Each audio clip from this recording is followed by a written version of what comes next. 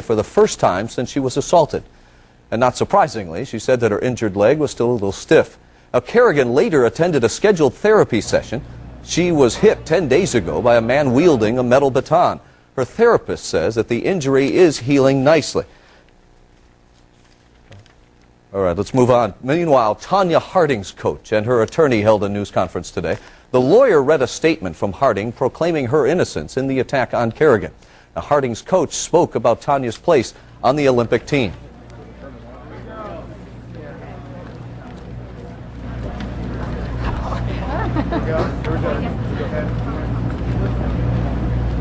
Tonya is innocent. She won nationals. She trained hard to be on the national team, and she deserves to go. Well, Harding had nothing to say publicly. Her bodyguard and 2 other men have been charged now with conspiracy to assault Kerrigan. But Harding may lose her place on the Olympic team, saying that it was worried about sportsmanship and disrupting the team. The U.S. Olympic Committee today said that Harding should resign. The easiest thing for everybody concerned is if she would be sensitive enough to this whole issue to withdraw, but it isn't likely to occur based on what I think she said and what her mother said. Well, Harding so far has refused to withdraw. Earlier, the committee had said that Harding would be an Olympian unless she was taken into custody. Now, if Harding is forced to leave the Olympic team, her replacement would be 13-year-old Michelle Kwan of Torrance. Kwan went through a routine practice today at an ice rink up in Lake Arrowhead, but she refused to talk with anybody about the Nancy Kerrigan-Tonya Harding situation. Tonight about figure skater Tonya Harding's knowledge about the attack on her rival Nancy Kerrigan. Hard copy has obtained a letter written to authorities just hours after the attack, a letter that appears to have helped police crack the case. Our Doug Bruckner has the exclusive story. Terry, the letter was written by a Portland woman who says she's in fear of her life because she says she knows too much. I fear these people. I'm scared. I'm very scared to be telling it. She was the woman police say was key to unraveling the plot against Nancy Kerrigan. We'll call her Jane. We can't tell you her real name because Jane is afraid for her life. It was the information Jane provided to Detroit police that apparently broke the case and led to the arrest of Tonya's bodyguard and 2 others. I was devastated for Kerrigan and the fact that possibly another competitor could do this to a fellow competitor. Jane says she's good friends with a person close to Tonya's bodyguard, Sean Eckert, and what her friend told her a week before the attack was shocking. So shocking that at first Jane didn't really believe it. And he said, Tonya does not want to come in second, and her husband has been at the house every day with Sean, and there were a couple of fellows they were bringing up from Phoenix, and I said, what are you talking about?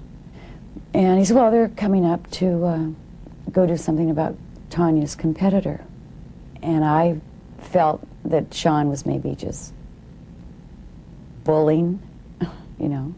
There was a lot of conversation, and he said, Tonya does not want to be second. Tonya is not going to be second. And when Jane's friend told her Tonya Harding's husband, Jeff Gillooly, might be involved in some sort of plot, her suspicions deepened.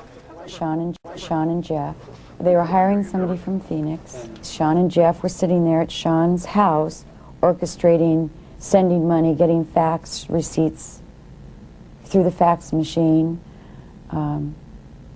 taking calls from Detroit. Detroit, where a few days later, Nancy Kerrigan was attacked. I didn't know what to do about this. I was hoping there'd be something on the news about catching somebody. You know, could I possibly know as much as I think I might know? As the hours passed, Jane decided she had to tell someone what she had been told. So she sent a letter to authorities outlining what she knew.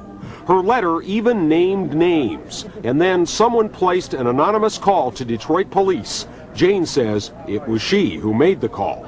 She indicated only that she would speak to me only regarding a planned assault on Nancy. The information that I received was then conveyed to the Detroit FBI, and at that point in time, they began to assist us in this investigation.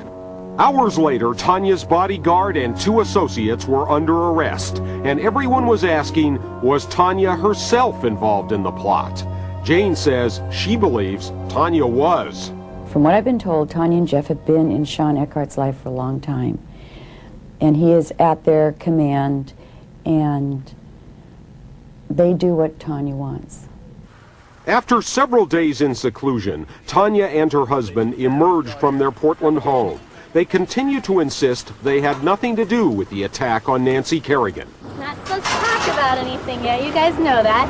And nobody better be touching the gate, we know that too. And now Tonya has returned to the ice, practicing for her lifelong dream, a chance to win an Olympic gold medal. It's up to the U.S. Olympic Committee to decide about keeping her on the team.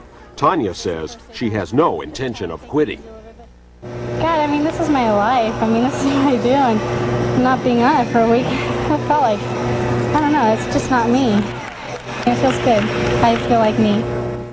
Police are now reportedly investigating whether donations to Tonya collected by the U.S. Figure Skating Association may have been used to finance the plot against Nancy Kerrigan. And the lawyer for Tonya's husband has reportedly admitted his client paid Tonya's bodyguard $3,500 just hours after the attack. But he insists the money was to pay for Tonya's security, even though the couple had never paid him for bodyguard services before. Terry? Thanks, Doug. We want to make it clear that Tonya has not been charged with anything in connection with the attack on Nancy Kerrigan. We will keep you updated on this story as details develop. Now, Terry appeared with 2 attorneys in a meeting with the Portland DA and the FBI to discuss a possible conspiracy. She also announced that she is splitting up with her ex-husband, Jeff Gillooly. The Olympian is still meeting with the feds and DA and has been for nearly 9 hours. She has maintained her innocence as well as that of her ex. Well, Lakers Clippers. For many people, it would be a storybook ending. Nancy Kerrigan comes back to win the gold. But insiders we've talked to say the thing to remember is Olympic figure skating is a surprising combination of precision and politics. And the odds facing both Kerrigan and Tonya Harding are truly daunting. Here's John Scott.